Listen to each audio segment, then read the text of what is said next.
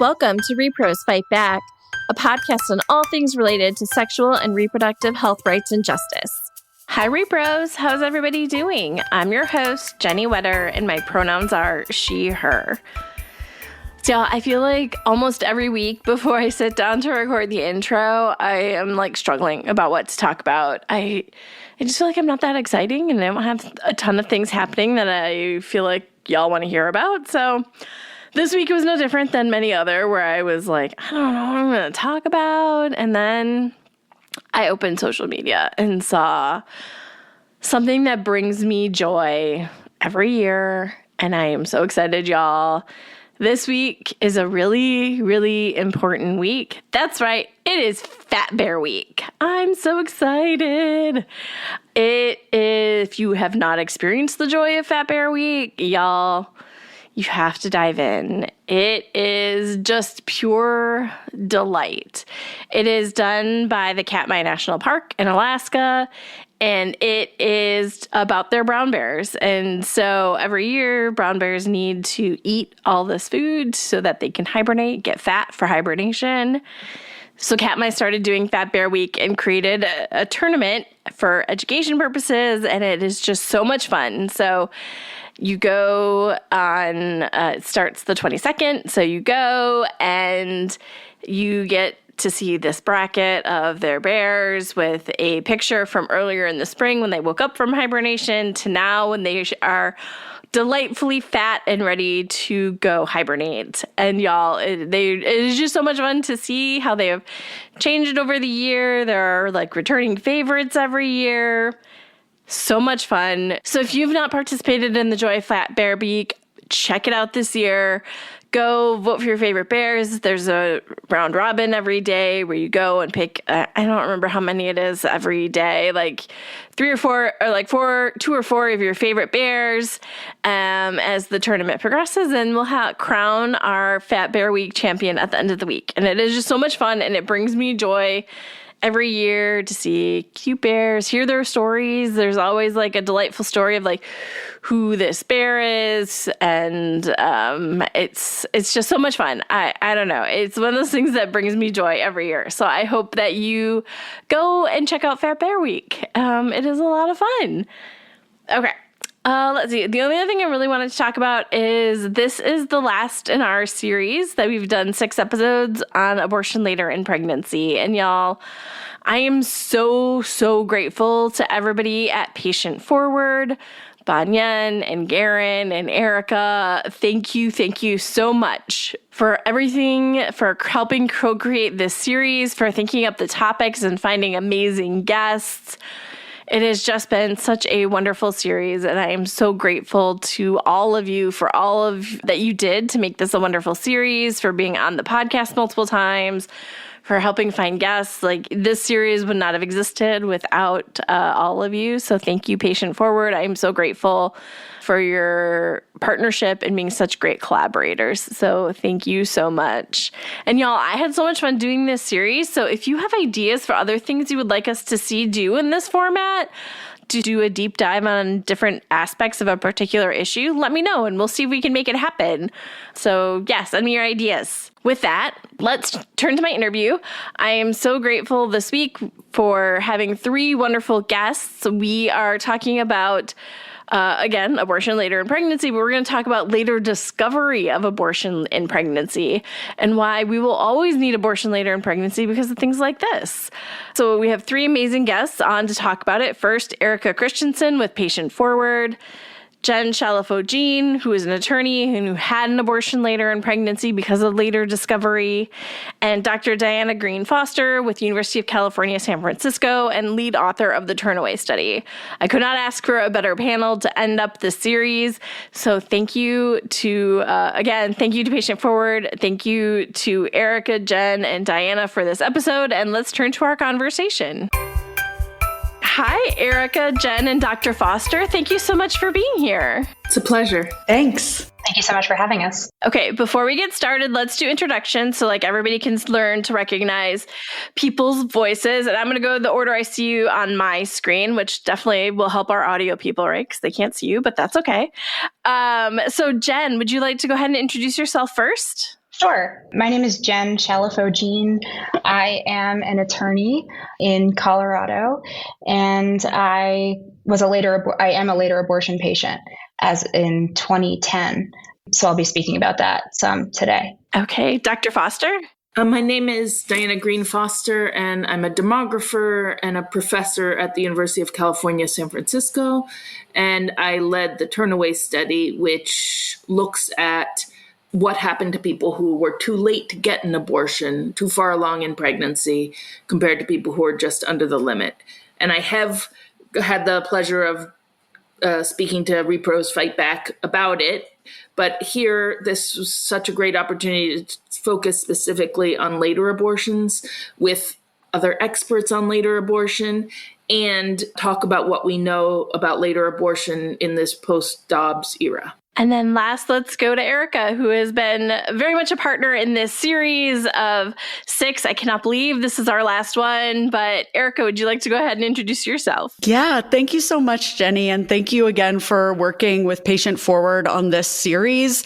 I think all of the episodes have been amazing. And we just thank you for being willing to platform later abortion care in this way. It's really important. I'm Erika. My pronouns are she, her. I'm co-founder of a strategy and advocacy organization called Patient Forward. We're the only national organization focused primarily on eliminating barriers to abortion care throughout pregnancy. And I'm also, like Jen, a later abortion patient advocate. Okay. Like I said, this whole series has been focused on abortion later in pregnancy. And sadly, we were at the end, but I'm so grateful for Patient Forward for all of their help in making this series happen. Like would not have happened without y'all. Wouldn't have had such amazing guests. But now that we're at the final episode, I thought it was a good time to sit back for a second and think, what is the thing that you is missing from the general narrative around abortion later in pregnancy? And I don't know who wants to go first. Oh, I do. Well, I mean, what's interesting is that I think what is, to me, the reason that we wanted to do this episode is that the central sort of intersection of later abortion and later recognition of pregnancy is so important. It's so relevant that we thought that it deserved its own episode and its own dedicated time because it is so sort of systematically erased from the conversation in most instances. So to me, that's the one I'll pick. I could give you a bulleted list, but I know Diana and Jen will have good additions as well. But I'm going to start with just later recognition. I mean, I just think it's just so crucial, and that's why I'm so excited to talk about it today. I think that that later abortion is really the target of the most hateful language around abortion and so misunderstood. And the misunderstandings seem to trivialize people's decision making in a way that's just ridiculous. And so, like Dr. Shelley Sella says, if you can understand third trimester abortion, you can understand all abortion, that there's something, if you could understand why someone could be late in seeking an abortion, you will understand so much more about all of abortion and all of the massive barriers that have been imposed on people to getting an abortion, particularly affect later patients and make everybody later. Or nearly everybody later. It slows people down. So at the same time, we're, making abortion, we're heaping on stigma. We're also making everybody be later. It's a crazy world. I really agree with everything that's been said. For me, I think there's a reticence to fully embrace later abortion seekers with the same rights protecting fervor that we hear about earlier abortion seekers, particularly among our own, major repro rights organizations. And I think there's a lot of focus on the reasons why somebody is seeking an abortion when they're later, but there's not a lot of focus on what drove this later. Why is it later now? And what outside the person who's seeking the abortion could have driven the person this late. So I think that really needs to be talked about more. And I'm excited to talk about it today. Me too. I'm so excited to have all of you on to talk about this. Let's maybe start with Diana, since you were the lead researcher on the Turnaway Study, and you found that there were two common pathways that people experienced when they were needing a later abortion. Can you explain them and why later abortion will always be needed? Sure. One thing that I think wasn't fully recognized before the Turnaway Study was that some people are late to discover they're pregnant. And there's a, assumption that somehow that's because they're irresponsible. And instead, what we find is that people have a huge range of experiences with pregnancy, and some people have the benefit of not being nauseated and not being tired and not having all the symptoms of pregnancy. For wanted pregnancies, that's a wonderful blessing to not experience some of the negative side effects. But if you weren't trying to become pregnant, then it's very possible to spot throughout your pregnancy and not realize you're pregnant and until quite late. And so I think that this lack of sympathy for late recognition of pregnancy is a problem. We also find that people who are using contraceptives in the month they conceived are much more likely to be late, which makes sense because they were doing everything they could to avoid becoming pregnant. And so they thought they were covered, and many people, many contraceptive methods, you don't get periods. So there's nothing to miss. So you can be late in discovering that you're pregnant. So one major reason that people are late in seeking abortion is that they were late to discover they are pregnant. All these states with 6-week bans just completely make abortion unavailable for these folks. So in fact, if you look at people who had abortions in the third trimester, a third of them only discovered they were pregnant at or beyond 20 weeks. This is in the Turnaway Study, where we've removed people not including people with fetal diagnoses, which also happen later in pregnancy, or maternal health problems, which also tend to emerge throughout pregnancy, specifically in the later half of pregnancy. So late discovery of pregnancy is a major thing. And the other is barriers to getting abortion slow people down. So trying to make abortion more difficult to get. I mean, there are laws that, explicitly mandate waiting periods. That exactly slows people down by law. And my colleagues here at UCSF Answer have found that a 72-hour waiting period doesn't slow people down by 72 hours. It slows people down by more than a week, because getting all the logistics to get somewhere and having an opening at the clinic, our laws, the ones that increase the cost, those slow people down because people are waiting, trying to raise money to pay for an abortion. And anything that increases the distance slows people down. So all of these abortion bans that make clinic-based abortion illegal in certain states will dramatically slow people down. And we've found that the fraction of people getting second trimester abortions pre-Dobbs from these states with bans was 8%. And it's 17% post-Dobbs. So it's more than doubled. So abortion bans slow people down by making people travel vast distances.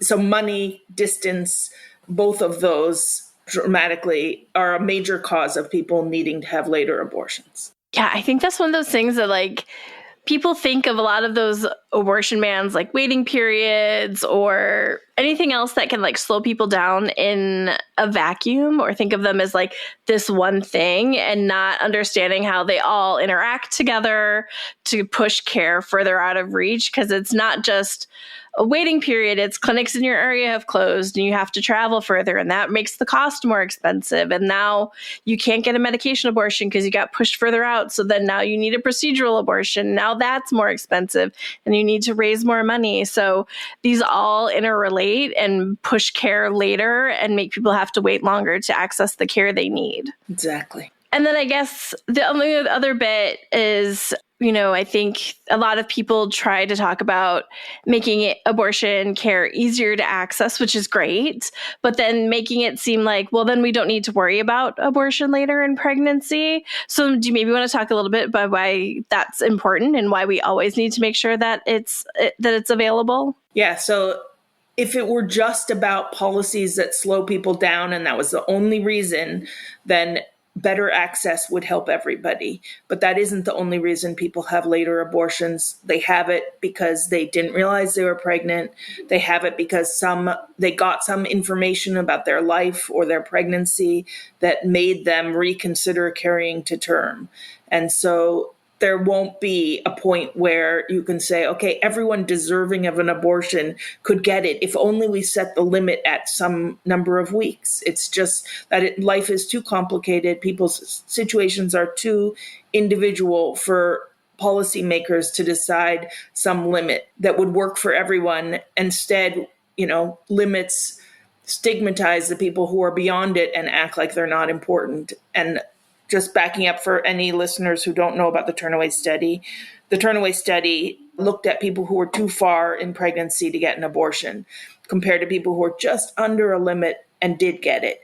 And when we follow people over time, we see worse outcomes. In every way those two groups differ, it's to the detriment of people who couldn't get their abortion. So greater poverty, worse physical health, poor outcomes for their existing children, less likely to have an intended pregnancy later. I could go on, and I won't, but it's important for everybody to be able to make this decision. And it's not like people who have later abortions, somehow we should just throw them away and not care. Their outcomes, their kids' outcomes, their lives matter too. Yeah, highly recommend if you have not read the book about the Turnaway Study to read that. We'll make sure to link to the episode that we had Diana on the podcast before to talk about the Turnaway Study so you can get a much more in-depth understanding of the entire study and not just the little bit we were able to talk about today. Jenn, you have personal experience with later recognition. Can you share a bit about that and how it related to your decision-making timeline? Yeah, definitely. So a lot of what Diana just said is personally relatable for me, and I'll touch on it. So I found out that I was pregnant when I was 18. And when I found out that I was pregnant, I found out that I was well into my second trimester already. And so to kind of set the scene, I was struggling with an eating disorder at the time. I had come home from college on a medical leave so that I could attend eating disorder treatment in my hometown, which was in New York State.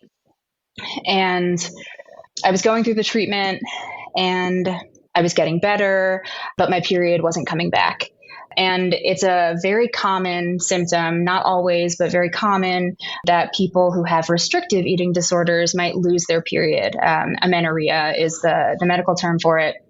And so, I had a team of doctors who were working with me at the eating disorder facility, and none of us were concerned about my period because it just made sense for my symptoms at the time. And it was probably a couple of months into my treatment by the time I was just talking to my mom and mentioning that my period hadn't come back. And she very casually, kind of offhand said, well, there's no chance that you're pregnant, right? And I was like, oh my God, no, I'm on birth control. And I had been on birth control for over a year at that point. But what she said stuck with me. And maybe a week or so later, I took a pregnancy test and it was positive. And a little while after that, I got a blood test and that confirmed that I was pregnant. And it was the blood test that tipped off how far along I was, or an estimate, which wasn't even, it turns out, accurate. But what was accurate was that I was told that I was well into my second trimester at that point. When I look back, I had a lot of symptoms of pregnancy, and those symptoms were masked by the eating disorder that I was dealing with. I had nausea, but we thought that was part of the refeeding process. I was gaining weight, but I was supposed to gain weight, because I was recovering from my eating disorder. And so for that reason, I missed it. And the doctors that I was working with missed it. None of them asked me if I was pregnant. It was my mom who asked me. So that was how I missed it and how I found out. Of course, it wasn't as easy as, okay, I'm pregnant, now let me get an abortion tomorrow. So that's what I thought it was going to be. And I was all ready to make an appointment with Planned Parenthood. And then they told me that I couldn't do a medication abortion because of how far along I was. because I found out that I was pregnant when I was already in my second trimester, that meant I had less time to do all of the things that anybody who finds out they're pregnant has to do in order to make a decision about what they want for themselves and for that pregnancy. And then in order to gather the resources necessary to make that decision. And so I thought I had enough money for my abortion on my own, but now I wasn't looking at a medication abortion. Now I was looking at an abortion in a clinic that would likely take at least 2 days because I had to go in first to prep. And that was going to be a lot more expensive. We're talking tens of thousands of dollars without insurance. And I realized I didn't have enough money. So then I had to take a few days to think about, how am I going to come up with the money? Am I going to tell my parents? I had to psych myself up to have that conversation with them. And they were immediately supportive. I did tell them. They were incredibly supportive. And I am beyond blessed that my mother had an insurance plan that I was on that covered most of my abortion. That is like almost unheard of. That's not the case for so many other people, right? So many other people have to take the time to actually gather tens of thousands of dollars out of nowhere in a country where most people don't have enough money in their bank account to get through next month. So I had to make those decisions. Then there were all kinds of appointments I had to go to. I went to see my OBGYN. I had to get an ultrasound. I had to get an appointment at a clinic that would do my abortion. Where I was living on Long Island, there weren't any. So I had to go into Manhattan. I'm lucky enough to live in close proximity at the time to a major city that had an abortion clinic that does later abortions. Most people do not. Then when I got to the abortion clinic for, it was actually a hospital, for my first day for prep, they did an ultrasound that day. And they said, wait a minute, you're even farther along than we thought. It's going to be a 3-day procedure. You have to come in for 2 days of prep. And then so we can't even do it this week. We have to schedule you for another week. And so I had to wait another week. And at that point, they told me if I had been even a week later than I already was, I would have had to go out of state to get the abortion. Because at the time, New York State had a cutoff of 24 weeks. I don't remember if I was 23 or 24 weeks. I don't remember how they interpreted that cutoff at the time, but I know that I got it as late as I possibly could in New York. And that was even though I tried to get it as soon as I possibly could. The moment I found out that I was pregnant, and I don't have it written down, but to my recollection, it was over a month between finding out that I was pregnant and getting the abortion. And I found out that I was pregnant already in my second trimester. And so that's how my later discovery of pregnancy, because of my eating disorder, greatly affected my abortion timeline and pushed me later. And when I look back on that story, I think about all of the ways that I am deeply privileged to have had access to insurance, to have lived in close proximity to a clinic, to have lived in a state that allowed me to get an abortion up to 24 weeks when I could have been living in a state that had waiting periods and that, or a state that didn't allow me to do that at all. I believe myself to be very grateful. I mean, I am very grateful and I believe myself to be very privileged. It took me a long time to get to that point because for a long time after my pregnancy and my abortion, all I felt was frustration and despair that I had gotten it so late. Jenn, thank you so much for sharing your story. I think it's so important that people hear a full range of experiences that people have, because I think a story like yours is not one you hear as often, right? There is so much focus on the fetal indication that you don't hear the other stories as loudly. They don't break through as much. I think some of them are shared, but they're not the ones that are being like heralded and that you hear in like big, loud, like crashing, like this is why it's so important. And these are all important that people are able to access the care they need. Yeah, I really agree. For a long time after I got my abortion, the only time I heard people mention later abortion was either to just flat out demonize it or to say, no, we need later abortion because people find out about fetal indications and we need a path for them to be able to make decisions about their pregnancy and their fetus, like fully. And I was not hearing we need later abortion because some people just need an abortion and it's late. And that just drives stigma, right? Yeah, you feel alone. I felt very, very stigmatized. For a very long time, I was thinking, oh my God, what's wrong with me? Like, what is wrong with me that I needed an abortion for some completely different reason. Like, why did it take so long? I should have realized sooner. And also, like, getting a little emotional just thinking about it. I always do. Also, the most stigmatizing part is feeling like people can understand later abortion when it's for fetal indication. Even if this next part isn't spoken aloud, the implication is that if you're getting a later abortion for another reason, it's too late for you. Like, you shouldn't get one. We're not okay with that. And that was the message that I was hearing and internalizing for like 10 years after my abortion, until I got connected with Erika and Patient Forward, and until I found out about Diana's research. And all of that just changed my life. This whole idea that I feel like permeates like all of this anti-abortion stigma that we all wade through every day, and like the idea that there are like good abortions and bad abortions versus just your experience and the healthcare you need access to.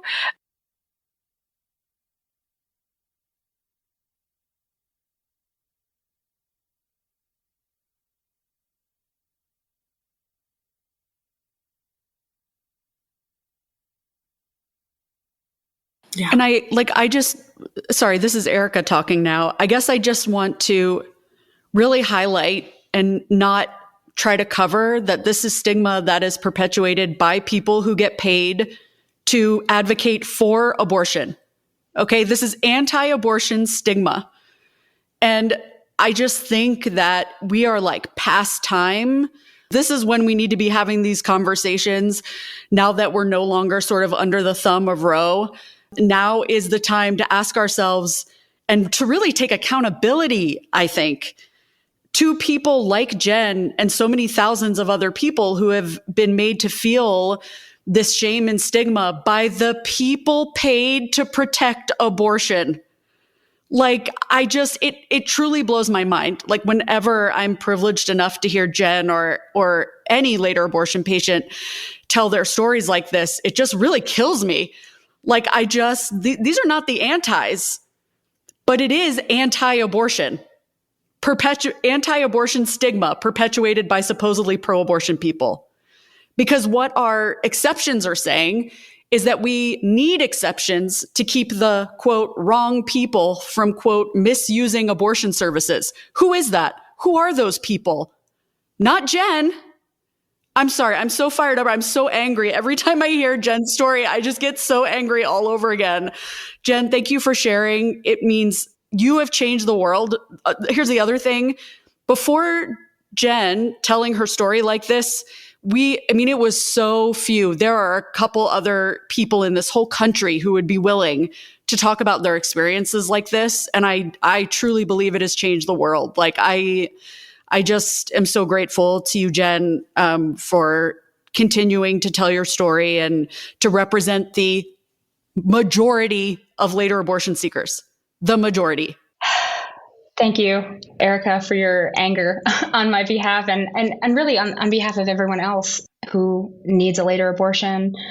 Yeah, I would watch debates, political debates. I would watch politicians that I planned to vote for talk about why we should have, viability restrictions. And depending on your definition of viability, like, I might not have been able to get an abortion under a viability standard, given the timeline of my pregnancy, or people talking about exceptions. And my pregnancy would not have fallen under any of the major exceptions that are so frequently talked about for such a long time. And still, to this day, today, still, even now that we no longer have Roe and we can make our own framework, even still to this day, I hear pro-choice organizations supporting restrictions on later abortion. And I take it personally, because it feels like saying, if you need an abortion for any of the reasons that our movement has accepted people need abortions, if you just need an abortion because you don't want to be pregnant and you have bodily autonomy, and we love and support your bodily autonomy, that's great. But if you need it after a certain date, we don't care about your bodily autonomy anymore. And it was like, well, but why? Why doesn't my body and my decision and my future and what I want for myself, why doesn't it matter as much as people who didn't have an eating disorder so they found out earlier, or people who weren't on birth control so they found out earlier, or people who just found out earlier, period. It's deeply stigmatizing, and that stigma can do serious damage. For a long time, I thought that my abortion had been traumatic. I've done some work since, and now I understand it was my pregnancy that was traumatic. It was the fact of realizing I was pregnant so late. And then all of the stigma that I internalized, that I used to beat myself up. It's just unacceptable for our movement to put people in that position. No, that's important. And just in case, like maybe a little bit of data is helpful to back you up, I think it's also would be surprising to a lot of people how common later recognition of pregnancy is.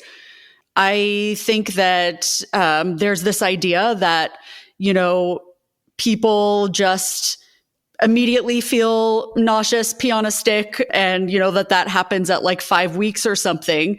But we know that 1 in 13.5 pregnancies are discovered after 12 weeks of all pregnancies. That's a lot.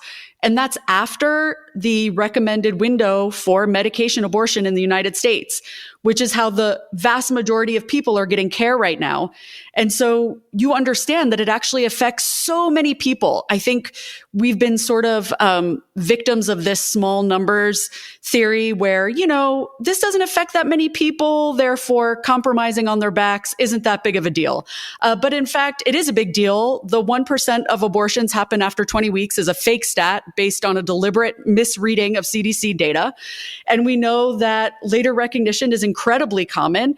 So this not only affects thousands and thousands of people a year, but we know that it tends to affect people that are already living at the margins through no fault of their own, who lack healthcare, housing, who are experiencing food insecurity. It's the same people, young people. I mean, Jenn was young.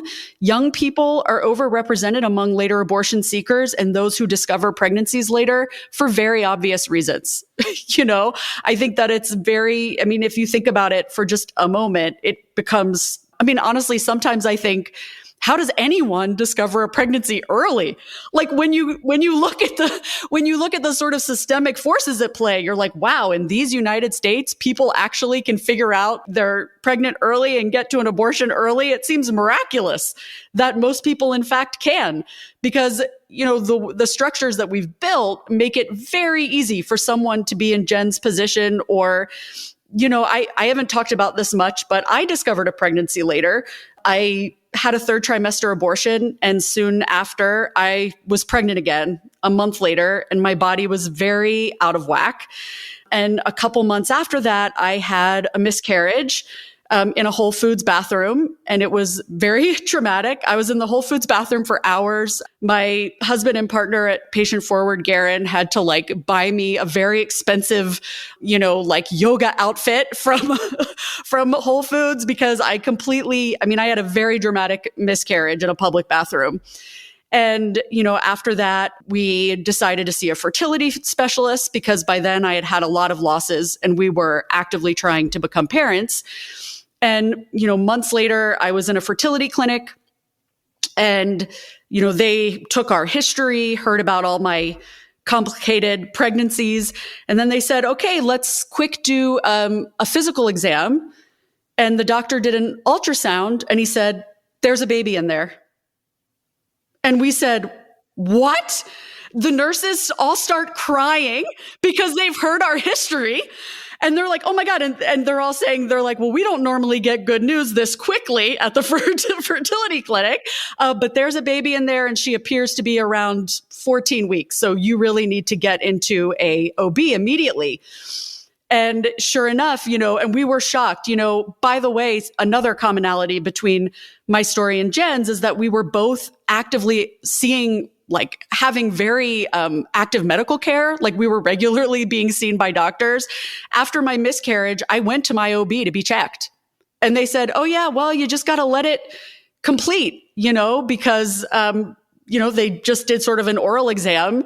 And that was it. There was no follow-up. So no one noticed that I was still pregnant and likely lost a twin.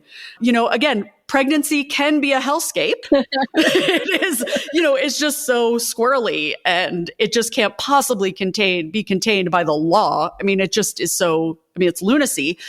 But in our case, we were very lucky because, again, we were actively trying to be parents. So we got into prenatal care as quick as we could, and that's now our kid, that's our child. That's how she came into this world. And we were already doing abortion advocacy. And so to experience later recognition like that just really brought it home for us. We were like, wow, no, this really could happen to anyone. All of the sort of stigmatizing conventional wisdom that we all hear is complete bullshit. And we have to stop perpetuating it. And I think a way to fight this disinformation and stigma is by hearing stories like Jenn's and so many others who just really, anyone hears Jenn's story, or, I can speak for myself. I heard that story and said, well, that could have been me at 18 very easily. And I think we can all identify with these stories when we hear them. Okay, so I feel like such a perfect place to end, but we also have to get to Erika's part, which is the policy and advocacy part. So Dr. Foster talked about the research, Jenn walked through, and Erika as well, personal real life experiences. Erika, do you want to talk about how all that leads to policy and the reality of doing advocacy around abortion later in pregnancy? And also, what are you seeing right now for the legal landscape? Is it getting better? Is it getting worse? Like, what are we seeing? Well, there's good news and bad news, which I'll share. And then, of course, I'm so eager to hear Jenn and Diana's thoughts on this question too. But from my perspective, first, the good news. Research shows a monumental shift in culture change. That's good news. A majority of people consistently say now that they do not want government interference in pregnancy decisions, including explicitly in the third trimester. So public opinion has undoubtedly moved, and it's moved towards supporting and not punishing people throughout their pregnancies. Now, before people, come for me, does that mean people are not still uncomfortable about abortion later in pregnancy? Sure. But, they're also realizing that they can both feel uncomfortable about something and not want to meet that discomfort with giving the government tremendous power to police pregnancies. So that's good. More good news is that more all-trimester clinics are opening more than ever before, and they're led by young, diverse clinicians who are offering modern, trauma-informed care. This is great news. More good news, I want to highlight our colleagues in Massachusetts. For the first time in any state, Massachusetts advocates are loudly and boldly working to repeal the state's viability limit and recognizing that government has no place in pregnancy decisions. And that is the first time we've ever seen that. Other states have repealed viability limits, but they've done it quietly. This is the first time we've seen a whole campaign around doing it. And by the way, Massachusetts voters are supporting it by 66%, according to the polling. So that is great. Some less good news is that we're still overinvesting in later abortion bans. Since Dobbs, 10 states have enshrined viability limits into their constitutions, and collectively ballot measures with viability limits have cost upwards of $200 million altogether. And we're expecting to see more of these bans on state ballots next year. Obviously, we do not think that it's a good idea to spend hundreds of millions of dollars on protecting the state's right to criminalize people later in pregnancy. It is a horrible trend since Roe. That's been kind of heartbreaking. More bad news, 41 states do still ban abortion at some point in pregnancy. Nearly half of those states are around viability, usually interpreted on the ground around 24 weeks. So there's still a long way to go, before the field meets people where they are in later abortion, which is to say people want full reproductive freedom throughout pregnancy. They don't like pregnant people being criminalized. And we think it's time that our policies meet people where they are. That's sort of the long and the short of it, but I'm eager to hear what Jenn and Diana think as well. Good news, good, bad policy news, I guess, is the sort of broad prompt. This is such an honor for me to be on this podcast with Jenn and Erika. I have never met Jenn before, and her story is such a perfect capture of so much scientific data. I know that's not how she wanted to live her life, is to act out scientific data, but we have found that young people are much later to recognize they're pregnant because their periods are irregular anyway, because they may not be familiar with all the symptoms of pregnancy. People with chronic health conditions, which she was experiencing, also are later to discover they're pregnant because often chronic health conditions have the same symptoms of pregnancy. And Erika's story of having been recently pregnant and that explaining why she was late to discover pregnancy, that's also something we see, because having been pregnant and your body's still recovering and feeling terrible, especially if you delivered a child or had a massive miscarriage in Whole Foods, people's bodies experience lots of symptoms for lots of reasons, and it's not always pregnancy. And so it's perfectly reasonable that you could not know you're pregnant. You can also just not have symptoms. So this is, really an honor to be with people who are willing to share their personal experiences, and the science has their backs completely. I always like to end the podcast by not just talking about like what's bad or what we need to change, but like how can the audience get involved? So what are some of the things the audience can do to get involved in this conversation or this fight? I'll start. I guess what we know, both because we're people who notice things, but also this is backed up by research, is that stories go a long way in helping change hearts and minds.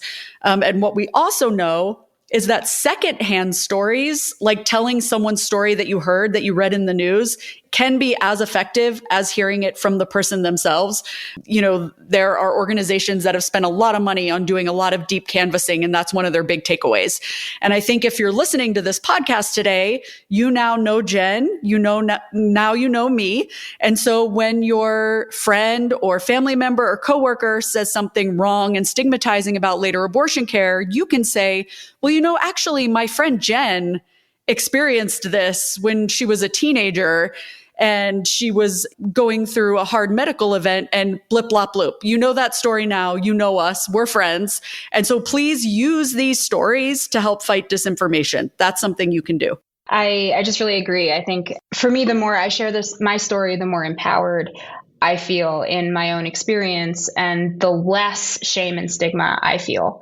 And the more I share my story, the more people come up to me and say, oh my gosh, that's so crazy. What happened to you? And I'm like, yeah. And it happens to so many other people who don't have the resources that I had.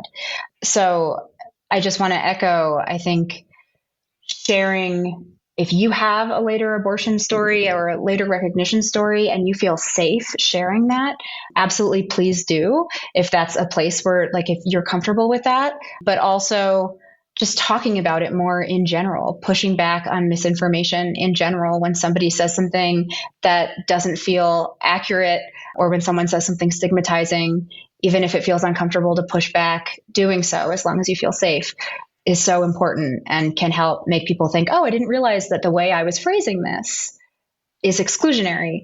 I didn't realize the way I was framing this leaves out people who are having this experience. Maybe I need to rethink how I talk about later abortion. The more you share, the more minds you can change and hearts you can open. And I'll add, in addition to the sharing of stories and humanizing the experience rather than letting it be some ideological debate, that this is actually a human experience that is so shared, and that people deserve compassion and humanity, is that there's so much to be outraged about right now. And that's a problem for so many reasons. But one is that our attention is constantly being pulled by other things. And I know that abortion funds has seen a drop off in their funding. So especially funds that help later abortions, like the Bridget Alliance, are worthy recipients of support, so that if you can, keep that cause in mind while we're faced with such an onslaught of important issues, that this is one that still deserves attention and increasingly deserves attention. Okay, I want to be respectful of everyone's time, especially since I know Diana has to run. So Diana, Jenn, Erika, thank you so much for being here today. It was so wonderful to get to talk to all of you. Yeah, thank you, Jenny and Jenn and Erika. Really great to spend time with you. Thanks so much. 100%. Same. Yes, thank you. Everybody. Okay, y'all, I hope you enjoyed my conversation with Jenn, Erika, and Diana. I had so much fun talking to them about abortion later in pregnancy and later discovery. It was just such a great series, and I am so grateful to everybody at Patient Forward for helping make this happen. So thank you again, and I will see everybody next week.